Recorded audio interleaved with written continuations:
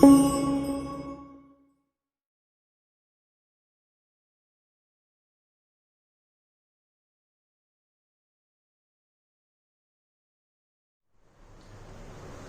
Students, biotechnology के नए topic में हम लोग आज डिस्कस करेंगे the application of recombinant biotechnology, recombinant DNA technology in the field of medicine. आप जानते हैं कि अभी के प्रेजेंट टाइम में सबसे ज्यादा जरूरत किस बात की है?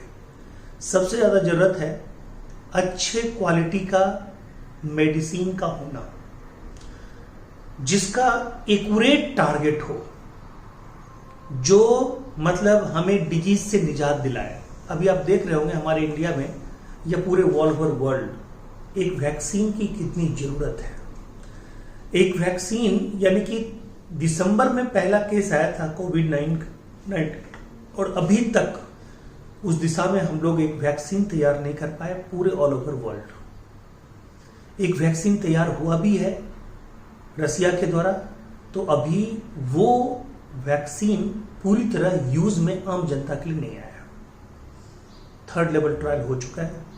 ऑक्सफोर्ड के थर्ड लेवल ट्रायल में पाया गया कि जिसपे यूज किया गया उसमें कुछ आदमी बीमार हो गए। अब ये देखा जा रहा है कि हाँ, वो बीमारी का कारण क्या है, मतलब वो जो लक्षण उसमें आ रहे हैं, जो साइड इफेक्ट आ रहे हैं, क्या साइड इफेक्ट उनका पहले से है, मतलब वो डिजीज या वो सिम्टम पहले से है या अभी उस इंजेक्शन के लेने के बाद आ रही है।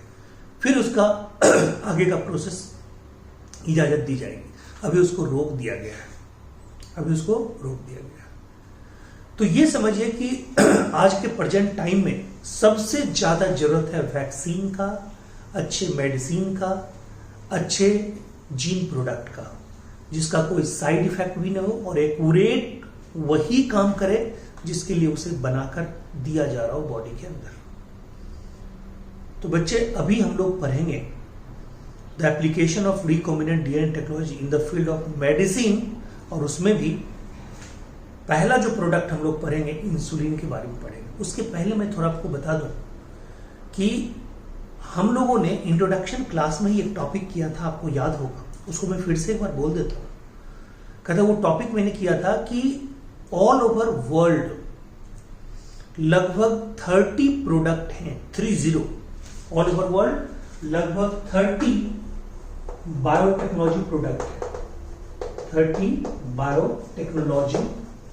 टेक्नोलॉजिकल प्रोडक्ट है,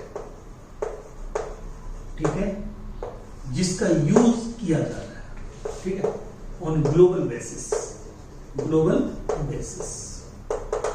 ठीक है, ठीक है। 30 ऑलरेडी तैयार हो चुका है, ठीक है, जिसमें 12 का यूज, ठीक है, 20 products are used in India,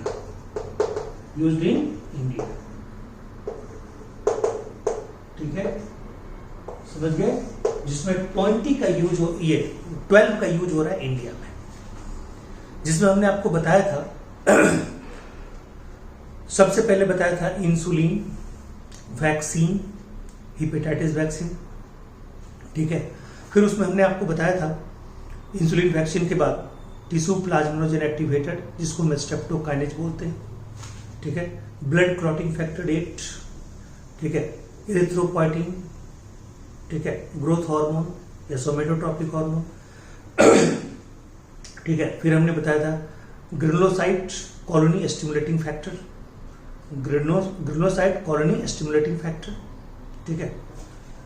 फिर उसके बाद भी हमने बताया था आपको, ठीक है, कि ये क्या बोलते हैं उसको, इंटरल्यूकिन, इंटरफेरोन, ठीक है, ह्यूमन इंटरफेरोन, इंटरफेरोन में अल्फा इंटरफेरोन, बीटा इंटरफेरोन, ये सारे जो प्रोडक्ट थे, जो टोटल 12 प्रोडक्ट, इसको ऑलरेडी इंडिया में यूज में लाया जा रहा है।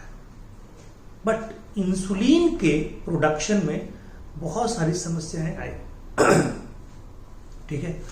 अभी भी इंसुलिन जो लिया जा रहा है इंजेक्शन के रूप में लिया जा रहा है, इसका कोई वैक्सीन नहीं है, ये दवा के रूप में तो लिया जा रहा है। बट इंसुलिन का कोई, ये डायबिटीज का कोई वैक्सीन नहीं है कि एक वैक्सीन बंदा ले ले और उसको जीवन में कभी डायबिटीज ना हो, ऐसा नहीं है। और ये दुनिया में चैलेंजिंग है साइंटिस्ट के लिए कि डायबिटीज का वैक्सीन बनाओ, क्योंकि डायबिटीज से जितने लोग मर रहे हैं, कोरोना से कहीं ज्यादा लोग हर ईयर मर रहे हैं। कोरोना का अगले साल मार्च में इंडिया में, फरवरी में इंडिया में पहला केस आया था, तो कहता है कि 1 साल पूरा होने जा रहा है। 1 साल में कोरोना से जितनी मौतें नहीं हुई है, उससे 5 गुना ज्यादा मौत दूसरी बीमारी से हुई है। ये देखा जाएगा, अब देखिएगा उसका डाटा जब आएगा तो, ठीक है। तो चलिए हम लोग इंसुलिन के बारे में जानते हैं कि क्या क्या चैलेंजेस आए। नॉर्मल इंसुलिन की बात करते हैं, ठीक है। नॉर्मल इंसुलिन की बात करते हैं, कहते हैं ये नॉर्मल इंसुलिन ये है क्या। सबसे पहले ये जानिए, ये पेप्टाइड हार्मोन है जी। क्या है, कौन सा हार्मोन है, पेप्टाइड हार्मोन है। ये है पेप्टाइड हार्मोन, ठीक है। कहता है पेप्टाइड हार्मोन है, यानी प्रोटीन का बना हुआ हार्मोन है, प्रोटीनस हार्मोन है, प्रोटीनस हार्मोन। कहता है इसमें 2 पॉलीपेप्टाइड चेन होते हैं, इसमें 2 पॉलीपेप्टाइड चेन होते हैं, पॉलीपेप्टाइड चेन 1 और पॉलीपेप्टाइड चेन 2। पॉलीपेप्टाइड चेन 2 यानी ए और बी, अल्फा और बीटा, ठीक है जी। जो बोलना बोलिए, अलग अलग बुक में अलग अलग बोलता है, हम तीनों को लेके चलते हैं। कहते हैं ये होता है मात्र 21 एमिनो एसिड का, ठीक है जी। और ये होता है 30 एमिनो एसिड का, ठीक है, 30 एमिनो एसिड का, ठीक है। दोनों बोथ आर कनेक्टेड बाय, ठीक है। तो बोलेंगे डाइसल्फाइड बॉन्ड,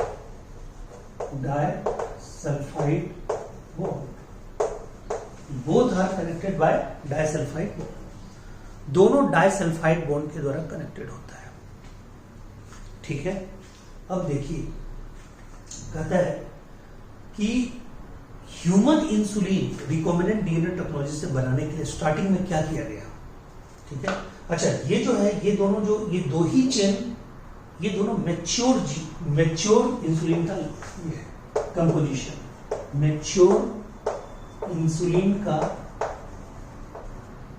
ये स्ट्रक्चरल फॉर्म है।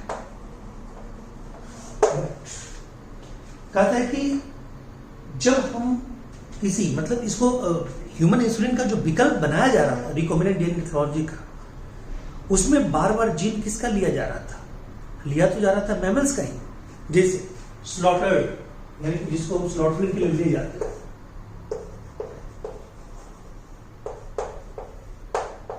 स्लॉटरिंग कैटल,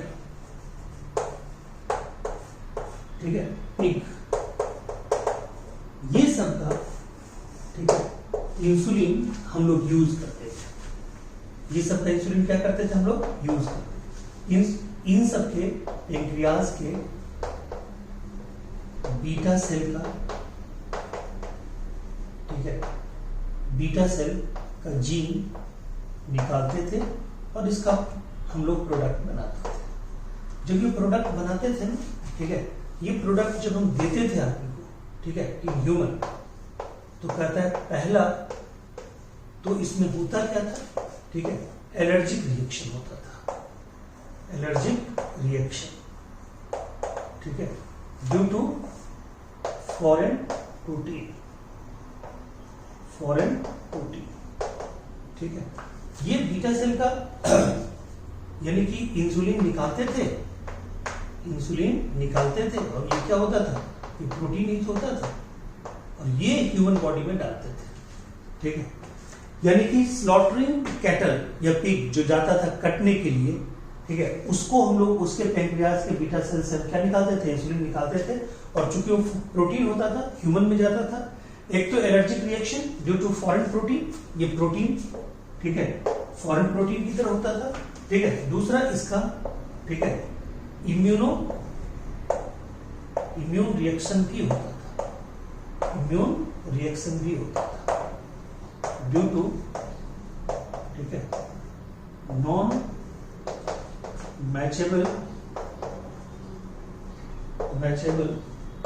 MHC, ठीक है जी, इसलिए इसको यूज में नहीं लाया गया। फिर देखा गया कि भाई इसको, ये तो नॉर्मल टाइप था, फिर देखा गया कि नहीं, इसको क्या किया जाए, उसी एनिमल का जो जीन है उसको रिकॉम्बिनेंट डीएनए के रूप में डेवलप किया जाए और उसको मतलब किसी बैक्टीरिया में डाल के उसका बनाया जाए। तो जब भी प्रयास किया गया तो क्या हुआ मालूम है? और ये जानते हैं नॉर्मल इंसुलिन, ठीक है, ये तो कंपोजिशन है, बट नॉर्मल इंसुलिन अपना लोग किससे निकलता है? मतलब बीटा सेल से निकलता है। और बीटा सेल किसके बीटा सेल से? Islet of Langerhans. ये सब आप लोग जानते हैं, islet of Langerhans, islet of Langerhans, ठीक है, of pancreas, islet of Langerhans of pancreas in human, ठीक है, क्लियर है पॉइंट? ठीक है, चलिए अब देखिए, ठीक है, इसको मिटा दूं। अब देखिए, जब भी, ये तो नॉर्मल सी बात हुई, कहता है कि जब भी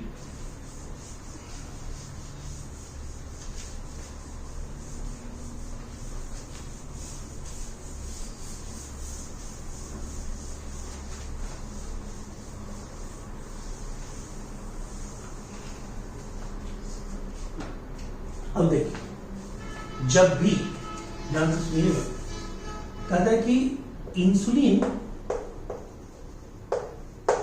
जब भी बनाया जा रहा था, ठीक है, मतलब दूसरे एनिमल का, यानी कि अदर मैमल्स, ठीक है, अदर मैमल्स, ठीक है, यानी कि एक्सेप्ट ह्यूमन, ठीक है, इसका जीन निकाल के, ठीक है, रिकॉम्बिनेंट डीएनए बना के और कहता है कि उससे अगर मतलब उसको, ठीक है, बैक्टीरिया में ट्रांसफर करके अगर हम लोग प्रोडक्ट बनाते थे तो उसमें होता क्या था? उसमें होता था एक अल्फा चेन होता था, अल्फा चेन और ए चेन ऑफ इंसुलिन, ठीक है, दूसरा क्या होता था? बीटा चेन, ठीक है, और C chain, sorry B chain of insulin, और एक एक्स्ट्रा बन जाता था, ठीक है, सी चेन, ठीक है, चेन सी, ये एक्स्ट्रा बन जाता था, extra unwanted chain, extra chain, ठीक है, सी चेन ऑफ इंसुलिन। कहता है जब दूसरे एनिमल से, किसी भी एनिमल के बीटा सेल का इंसुलिन प्रोड्यूसिंग जीन का जब हम यूज करते थे तो होता क्या था? अल्फा चेन, बीटा चेन, सी चेन तीनों बन जाता था। यानी कि जिस तरह से कोई इंजाइम का आपने पढ़ा है, कोई इंजाइम किस रूप में रहता है? प्रो इंजाइम के रूप में रहता है। उसी तरह से ये इंसुलिन हार्मोन, ठीक है, कुछ तरह से हार्मोन भी, ठीक है, क्या होता है? प्रो हार्मोन के रूप में डेवलप होता है, प्रो हार्मोन के रूप में डेवलप होता है, ठीक है, किसके रूप में डेवलप होता है? प्रो हार्मोन के रूप में। कहते हैं इंजाइम प्रो इंजाइम के रूप में, हार्मोन प्रो हार्मोन के रूप में। उसी तरह से कहते हैं इंसुलिन भी जो बनता था वो प्रो हार्मोन के रूप में ही बनता था। प्रो हार्मोन और इमेच्योर हार्मोन, ठीक है जी। तो ये जो हमारा था, ये हमारा क्या, ये जो तीन के साथ होके जो बनता था ना, ठीक है, जब तीन जीन होता था, ये तीन चेन होता था, तो उसको हम लोग प्रो इंसुलिन या इसको हम लोग इमेच्योर इंसुलिन ही बोलते थे। क्या बोलते थे, ठीक है, प्रो इंसुलिन और इमेच्योर। यानी कि जब भी हम दूसरे एनिमल से, ठीक है, बीटा सेल का जीन निकाल के जब भी हम इसको यूज करके रिकॉम्बिनेंट डीएनए बनाना चाहें तो क्या होता था, 3 चेन बनता था। कौन कौन, अल्फा से ये अल्फा चेन, बीटा चेन और सी चेन, ए चेन, बी चेन और सी चेन। ये सी पेप्टाइड चेन जो होता था ना, वो 16 एमिनो एसिड का एक एक्स्ट्रा बन जाता था, ठीक है। ये कहता है कि मैच्योर होने नहीं देता था, किसको, इंसुलिन का। यानी मैच्योर इंसुलिन में क्या है, मैच्योर इंसुलिन में, ठीक है, मैच्योर इंसुलिन कंटेन ओनली, ठीक है, अल्फा एंड बीटा चेन, ठीक है, ज्वाइंटेड बाय, ठीक है, क्या बोले, ज्वाइंटेड बाय, ठीक है, disulphide bond, jointed bye disulphide bond. Clear है, मैच्योर इंसुलिन यानी कि jointed bye disulphide bond. Clear है पॉइंट, यानी कि डाइसल्फाइड बॉन्ड, ठीक है। अब आइए, कहता है ज्वाइंटेड बाय डाइसल्फाइड बॉन्ड, कहता है कि यहां पे बनता क्या था, ये बनता था, ये हमारा क्या बनता था, इमेच्योर, ठीक है। तो ये हमें प्रोसेसिंग करनी पड़ती थी, ये प्रोसेसिंग करके, ठीक है, ये बनाना पॉसिबल, मतलब ये बनाना पॉसिबल नहीं होता था।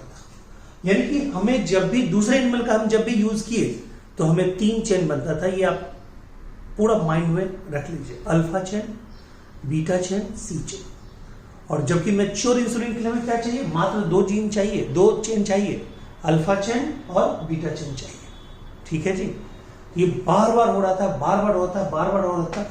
और मैं आपको बताऊं एक और इंफॉर्मेशन यहां पे ले लीजिए, कहता है कि इस इंसुलिन को बनाने वाला जो जीन होता है वो 11वें क्रोमोसोम पे होता है। ये भी नोट कर लीजिए, 11वें क्रोमोसोम पे होता है, 11वें क्रोमोसोम, ठीक है, बियर्स, ठीक है, 11वें क्रोमोसोम बियर्स, ठीक है, 11वें क्रोमोसोम बियर्स, ठीक है, क्या बोलिएगा, ठीक है, insulin protein coding gene, insulin protein coding gene, insulin protein coding gene, ठीक है जी, इंसुलिन प्रोटीन कोडिंग जीन 11वें क्रोमोसोम पे। ये आप दिमाग में जरूर रखिएगा। तो बताइए, हमारा कुल मिला के इंसुलिन को प्रोड्यूस करने के लिए हमारा प्रॉब्लम क्या होता था, बस सी पेप्टाइड चेन का प्रेजेंट हो जाना बार बार। 1983 में इस समस्या को दूर करने के लिए, ठीक है, एक साइंटिस्ट का ग्रुप अमेरिकन कंपनी के अंदर काम कर रहा था। 1983 में उसको सफलता मिली। उस कंपनी का नाम था, अमेरिकन कंपनी का नाम था इली लिली। क्या नाम था जी, इली लिली, ठीक है। ये अमेरिकन कंपनी थी। इसने क्या किया गया, ये देखो, ठीक है। अब बताओ, मैं नीचे मिटा दूं, नीचे में मिटाता हूं, ठीक है। ये सब पॉइंट आप नोट कर लेना, ठीक है।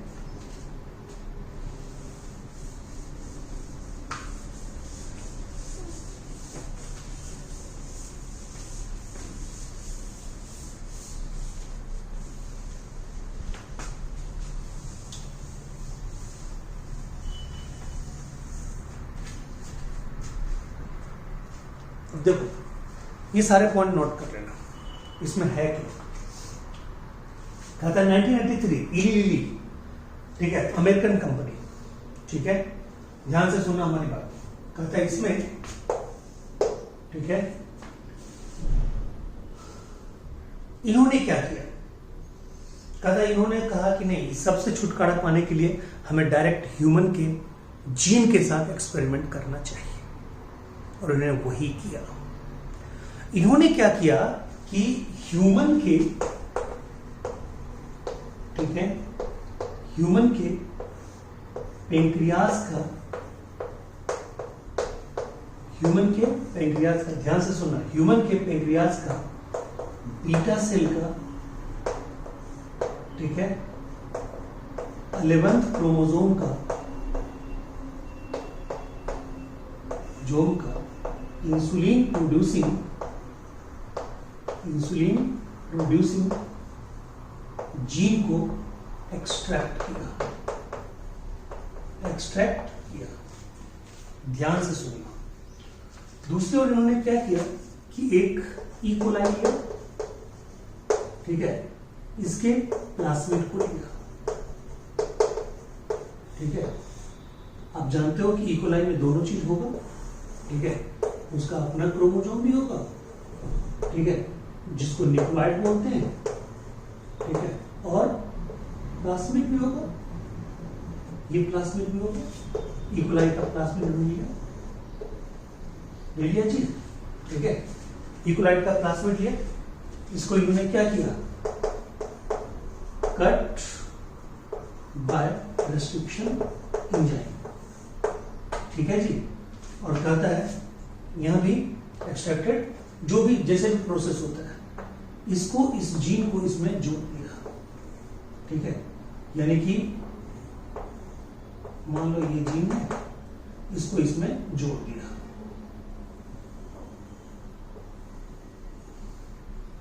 ठीक है, यहां पे इसको जोड़ना है, तो कहता है बाय डीएनए लाइगेज, ठीक है जी, ये क्या हुआ जी, जुड़ गया, ये ऐसे जुड़ा, ये ऐसे जुड़ गया, ठीक है, ये क्या है जी, ठीक है, जीन प्रोड्यूसिंग, ठीक है, क्या बोलेंगे, ह्यूमन इंसुलिन, ठीक है जी, और तब इसको, ये हमारा क्या हो गया जी, रिकॉम्बिनेंट डीएनए, ठीक है, बताओ ये, इसको तुम क्या बोलोगे, इसको बोलोगे gene of interest,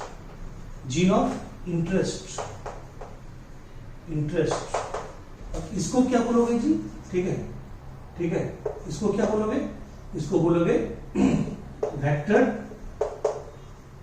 DNA, plasmid DNA, ठीक है, ये जोड़ के आपने क्या बना लिया, रिकॉम्बिनेंट डीएनए। अब इसको उसी में डाला गया, कौन सा, जो बहुत फेमस, जो आपके दिमाग में आता नहीं है जल्दी, ठीक है, क्लोनिंग फैक्टर, कौन सा, पीबीआर 322 इकोलाई में डाला गया, ठीक है, और इसकी मल्टीपल कॉपी तैयार की गई, और मल्टीपल कॉपी तैयार की गई तो ह्यूमन, ठीक है, इंसुलिन प्राप्त हुआ, ठीक है, ह्यूमन इंसुलिन। अच्छा, ये जो था, ये जीन, ये जो डाला गया, तो इसमें ये जीन क्या करता था, ओनली प्रोड्यूस क्या करता था, alpha and beta, not C chain, ठीक है, तो इसी को डाल के रिकॉम्बिनेंट डीएनए बनाया गया, फिर पीवीआर 322 इकोलाइन डाला गया, मल्टीपल कॉपी तैयार किया गया, ठीक है, ह्यूमन इंसुलिन, और इस तरह से हमें रियल में ह्यूमन इंसुलिन प्राप्त हुआ, रियल ह्यूमन इंसुलिन प्राप्त किया गया, ठीक है, प्रोड्यूस्ड। बट अभी भी चैलेंज क्या है, ये तो हो गया, बट अभी भी आप इंसुलिन ही बना रहे हैं ना, ऐसा वैक्सीन तो कोई डेवलप नहीं हुआ जिसके कारण ये पूरा का पूरा हो जाए, ओके। तो ये आपका जो था, ये आपका क्या था, ये आपका था इंसुलिन प्रोडक्शन का पूरा मैकेनिज्म, आप अच्छे से समझ गए होंगे, ठीक है। इसके बाद हम लोग एक और केस पढ़ेंगे, उसका नाम है जीन थेरापी। क्या नाम है उसका, जीन थेरापी। तो चलिए हम लोग जीन थेरापी के बारे में भी जानेंगे अगले वीडियो में, okay. Thank you so much, take care, मिलते हैं अगले ब्रेक में। अगले वीडियो के साथ। वो वीडियो कौन सा है? जीन थेरापी पे वो वीडियो है। Thank you.